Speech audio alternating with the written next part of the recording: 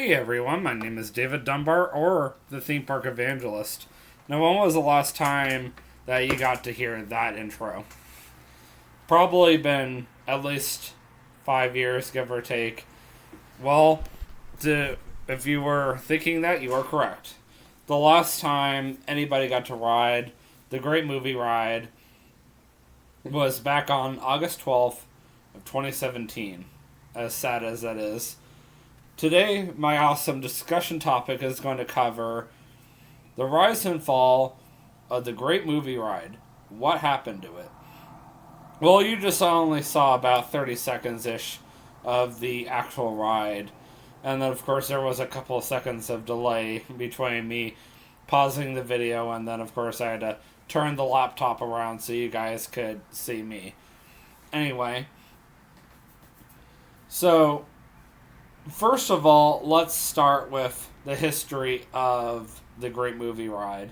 The Great Movie Ride opened at Disney's Hollywood Studios back in the day when it was Disney's MGM Studios on May 1st, 1989. Now, I have been thinking about this ride for a little bit now, and since Disney's Hollywood Studios literally just had a birthday back on Monday, I figured it was appropriate to conclude my Disney's Hollywood Studios edition of the Rise and Fall YouTube series, as I am going on to whatever park next. I mean, I've been just kind of bouncing around. I've been doing EPCOT.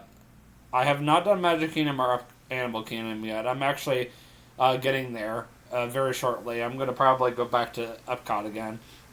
And the reason why I've been doing Hollywood Studios and EPCOT so much is that's just what's been on my mind. So, but anyway, when Hollywood Studios first opened, the Great Movie Ride was one of the first opening day attractions to open with Disney's Hollywood Studios. And the ride only changed once or twice, whatever, during its time period, and it really did not change all that much. The only real change that they made was, well, for one thing, when you were coming into the original pre-show room, they had a loop of the different rides that you were, or well, I should say scenes that you were going to ride through or interact with, so to speak. And then at the very end, they had a original opening, all like closing kind of thing. So that was the original way that the ride was. And also the narrator used to do all the talking. So, in other words, that lady, for example, that's driving your tram around, she actually is driving the tram around. The tram is on a magnetic floor the entire time, and all they have to do is pull down a lever to operate it, and then while they're not operating it, I should say, when it's hard to explain, when they're not necessarily paying attention to the speed of the tram because it's all on magnetic floor, so the magnets are pulling it, so they don't necessarily have to do that. All they're doing is controlling the speed, kind of like Jungle Cruise, Jaws. They're interacting with the guests. They're trying to make them feel like they're in the actual movie, which is really cool. But later on down the road, Disney saw that the Great Movie Ride was starting to lose a lot of its value. You could say, like, people were just not caring about the ride as much as they used to. So they decided to partner up with Turner Classic Movies, and they had the narrator of that particular brand do a good chunk of the narration. So the person basically operating the tram throughout the ride did not have to speak as much. Which, I don't know if that was necessarily a good move, but it was whatever at that point too. They also changed around the opening, so they were trying to do more like a documentary style. And then the end, they made it more fresh, more modern. That was the one change I actually did like. And I also liked how they brought out the guy at the very end, and he basically was like, "Oh, this is only a scratch of the surface of what Hollywood has to offer," and then he pulls back, or they have the curtains pulled back, and then they go through the whole monologue, and they had a lot more different movies. And I personally like the new variety, and I gotten so used to, and I had the original endings memorized so much. I knew exactly how it was going to go, and then you got the new one, and then I was like, oh, I can't get this one memorized. But unfortunately, what Disney did was just not enough to save the ride. Now, there was a lot of diehard Disney fans that didn't necessarily want the Great Movie Ride to go, but there was a lot of people that were completely okay with Disney finally getting a Mickey and Minnie ride. A lot of people agreed, yes, Disney does need a ride based just on Mickey and Minnie. But Disney was looking at the Great Movie Ride, and they were like, well, the Great Movie Ride is just not pulling in people like it used to. I remember days when I was literally getting on the Great Movie Ride, and there was a good hour-long wait. Now, I did not go on the Great Movie Ride on its last day. However, though, I can tell you that I do have one final YouTube video of it, and you can watch that at the Theme Park Evangelist slash youtube.com or whatever, and I will actually attach that specific YouTube video at the end of this vlog because I would like you guys to see it. I should also have some other Great Movie Ride videos that I personally filmed around that same time frame because I had a really hard time just adjusting to the fact that the Great Movie Ride was going away. Now, the actual 5-year anniversary of the ride being gone is not until August 12th of this year, so we're still a few months away, but since the park just turned, let's see here, 1989, so we're going to say 33. The park just turned 33, literally 2 days ago. Oh my word, I can't do anything with these glasses. I figured it would make sense to go ahead and talk about it today anyway, and who knows what I'll be discussing 3 months from now. So that's another way I'm seeing it right now. But as far as get back on with what you were saying about the Mickey and Minnie ride. So, will Disney really just start thinking about okay, so what can we do to improve the Great Movie Ride? Well, they decide, well, at this point, it's actually better off to just gut the entire ride out. And that was what they decided to do. I was actually working at Disney's Hollywood Studios on the final weekend of the Great Movie Ride. They decided to throw a dessert party, of all things, in the Great Movie Ride. So they turned off the magnetic floor. Okay, that came out of nowhere. And they laid down this long red carpet. Go away. Sorry. They decided to lay down this long red carpet that went across the entire ride track, as interesting as that is. And the attendees that came to the party, they probably were paying about $100 to $150 per person, which actually that's not bad for 5 years ago. Could you imagine how much that is now with inflation? So, my word. Anyway, people were allowed to walk through, take pictures of the set pieces up close. They were able to take selfies with some of the animatronics. They saw later on that people were taking selfies with the alien from the movie Alien. I thought that was really neat. It's like, man, that's all stuff I would have loved to do, but I was also working that night. Not even too far from it. So if you guys are familiar with Echo Lake at Disney's Hollywood Studios, I was at that boat called Min and Bill's Dockside Diner. That's what it was formerly known as. Now it's called Dockside Diner. That was my main location, and I saw people that were going to that dessert party, and they did have advertisements for it or whatever. So yeah, I mean, I was definitely aware what was going on, and I was like, man, I would love to go. They were like, oh yeah, they're having a dessert party the whole 9 years. They told me about the red carpet thing, and if you're wondering where the dessert party was, It was in the Wizard of Oz scene, which is really interesting. And I believe that they had some desserts in the whatever you call it, that final scene. Also, if you are interested, and I might just throw this in there as a added bonus, I found that actual YouTube video of the Great Movie Ride's dessert party. As interesting as it is, because I knew about it, I heard about it, I was working that night, I was like, man, I really want to see what I missed, and I was like, that kind of thing, so... I mean, the dessert sounded nice, but I think I was just more interested in the nostalgia than anything.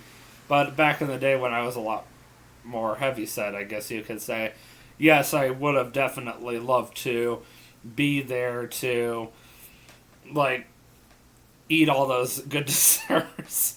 Especially since I was getting all this free food all the time, and I was like, oh, man, I'll take more free food anytime, but, you know. So Disney decided, well, we gotta put the Mickey Mini ride somewhere, so we're gonna put it in the place of the Great Movie Ride. And I was like, wait, what? Well, there's a lot of people that did not agree with that, but at the same time, we're not Disney, we can't make those decisions. So Mickey and Minnie's Runaway Railway, as we all should know by now, has replaced the Great Movie Ride. But they decided to be fair, and they kept the entire front entrance to the Great Movie Ride the same way, so the Chinese theater. They kept all the handprints, the footprints, all there. They kept the entrance to the Great Movie Ride there.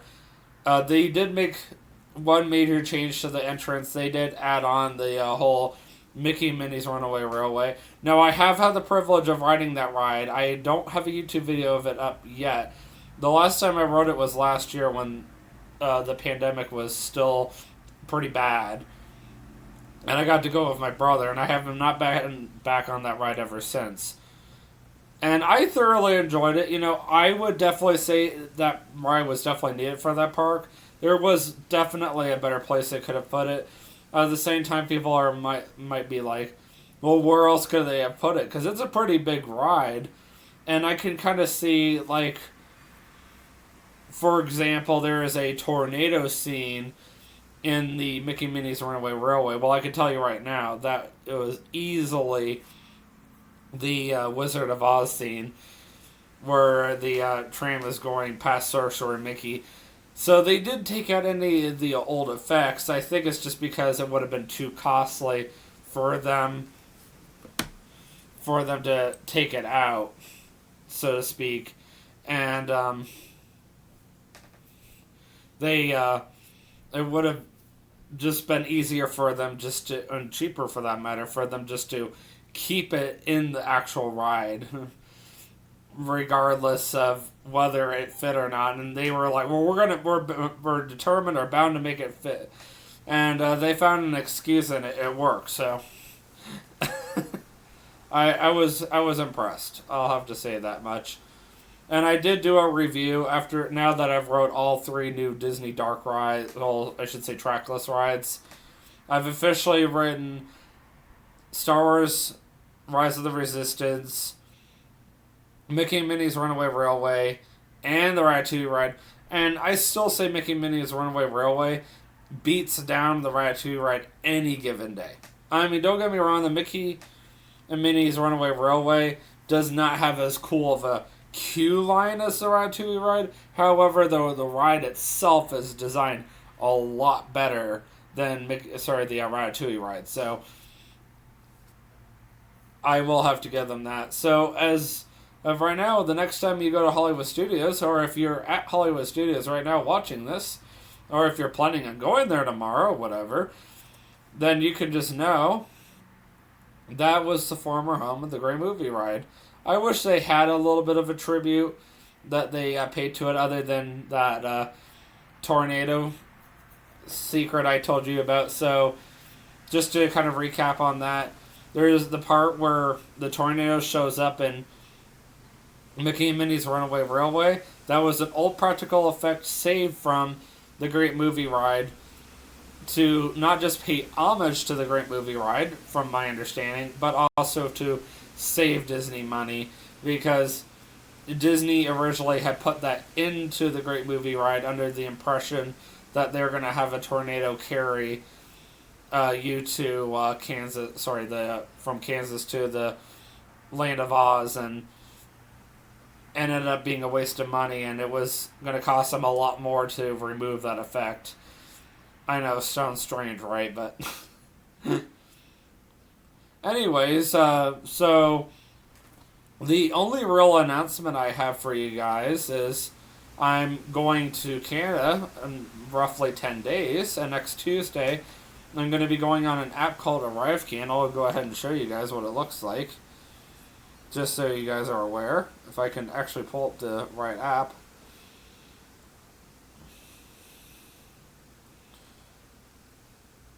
Yes, I'm aware my session has ended. So, more or less, this is what it looks like. And what I'll be doing is just basically telling the Canadian government exactly which bridge that I'm going to be going across and exactly which day I'm going to be going. I can check in as early as 4 days early or so. So I can check in as early as next Tuesday. I already did the math in advance, and then I'm done. I don't even have to have a negative test or anything. It's great. They changed those things. Also, I want to thank everybody for watching my 2 YouTube videos from last Friday regarding Kings Island's 50th anniversary, birthday. I am not really surprised my second vlog that day did better, because I got to just walk around the park and everybody got to see all the cool merchandise. So if you did happen to watch the second one, you have definitely seen all the cool merchandise that Kings Island's offering for their 50th birthday. You got to see all the cool photo places that you can go and get your picture taken at. You also got to see the how pretty it was that day, and I might have accidentally shown some neat food and beverage offerings. Well, I know I showed 2 of them. I showed the chili cheese fries, which has been there, and then of course I went over to Coney Barbecue and I showed you guys what they were offering over there. I did not actually vlog inside the restaurant. We were originally talking about either eating there or eating over at whatever that restaurant is called over by Mystic Timbers. I forget off the top of my head, but we ended up deciding to go with Coney Barbecue, and that's what we went with. The other vlog that I did, which has not done as well, and that's okay, because it's a lot of talking. It's kind of boring, which, is understandable, but if you guys are more nostalgic, you definitely will want to check that one out. It's basically all the different managers and the founder all coming up to speak about Kings Island's 50th birthday. That was their actual 50th anniversary ceremony. There was a lot of media there. I was not media, but I was there anyway. Wait till I'm media one day, though. That would be nice. Also, they had the mayor. They had the what would you call? Oh yeah, the lieutenant governor. And then they also had another guy that was part of Cedar Fair. He was also there as well. And everybody kind of went up and spoke. They also served cake to 5,000 guests. That was all free. And I was very impressed by that. Waited about 20 minutes for that slice of cake, but it was very rich. It was very good. Definitely worth the wait. Not everybody can wait 20 minutes for a slice of cake. I'm weird. I'm crazy, but that's okay. Alright, guys. It's coming up to the 20-minute mark. I'm going to take a quick break, and then I'm going to come back, and I'm going to do another My High School Days video vlog, maybe 2, and I'll make sure that these are edited and uploaded to YouTube tonight. Until then, I will see you guys in the next vlog, and Lord willing, I might be going to Cincinnati Zoo this Friday, but we'll see, weather permitting and Tristan permitting. I'll see you guys in the next vlog, and always remember, you can do all things through Christ who strengthens you. Have a great night. Peace out.